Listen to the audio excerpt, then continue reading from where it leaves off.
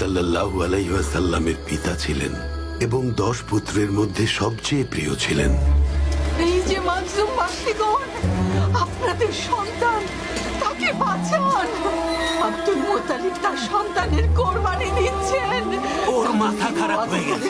চলো তাড়াতাড়ি। জমজমের কাছে নিয়ে গেছে। তাহলে এটা পুরো কুরাইশ বংশের রীতি হয়ে যাবে। তাড়াতাড়ি চলো, তাড়াতাড়ি চলো। পিতার প্রতি তোমার আনুগত্য দেখে আমি মুগ্ধ আব্দুল্লাহ।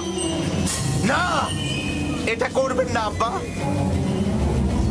দয়া করুন, ছেড়ে দিন ওকে, ছেড়ে দিন ওকে। নিশ্চয়ই আল্লাহ তাআলা অন্য কোনো পথ দেখাবেন। আমি শপথ করেছিলাম, আমি এখন আমার শপথ ভাঙতে পারি না বাবা। হে আব্দুল মুত্তালিব, হে মক্কার প্রধান, এমন করো না, করো না এমন। না, অনর্থ করো না মক্কা এটা প্রধান। করবেন না মক্কা প্রধান। তাহলে আমার শপথের কি হবে কুরাইশগণ? হে আব্দুল্লাহ, আমার বোন ফাতিমার পুত্র, স্বয়ং আল্লাহ তাআলা এই কোরবানি হতে দেবেন না। আমার শপথ, যদি আমার শপথ ভাঙি তাহলে আমার নাম আব্দুল মুত্তালিব না। না আব্বা, না। ও আমাদের সবচেয়ে প্রিয় ভাই আব্বা। এটা করো না আব্দুল মুত্তালিব। ও আমার সন্তানের মতো, আর তোমার তো নিজের সন্তান। দাঁড়ান, এই জুবাইর, আর তুমি হারিস, এই আব্দে মানাফ, কিছু করো, কিছু করো তোমরা।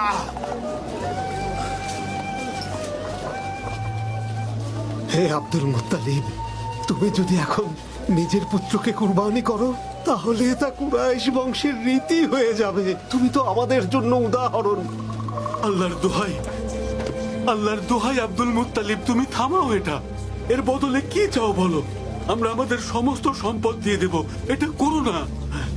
আপনারা কি বলেন কুরাইশগণ?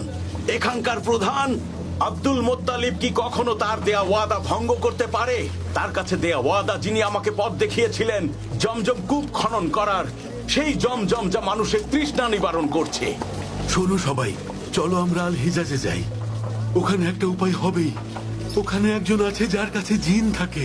তিনি যদি বলেন যে কোরবানি দাও, তাহলে দিয়ে দিও। কিন্তু এমনও তো হতে পারে উনি আমাদেরকে অন্য কোনো উপায় বলে দেবেন, তাহলে সেটা মেনে নিও। আল্লাহ সাক্ষী আছেন, আব্দুল্লাহ আমার সবচেয়ে প্রিয় পুত্র।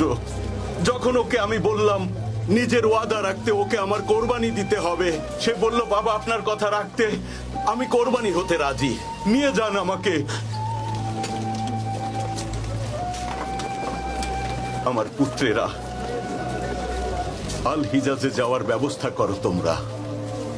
হয়তো ওখানে গেলে একটা উপায় খুঁজে পাবো। ইয়া রাব্ব।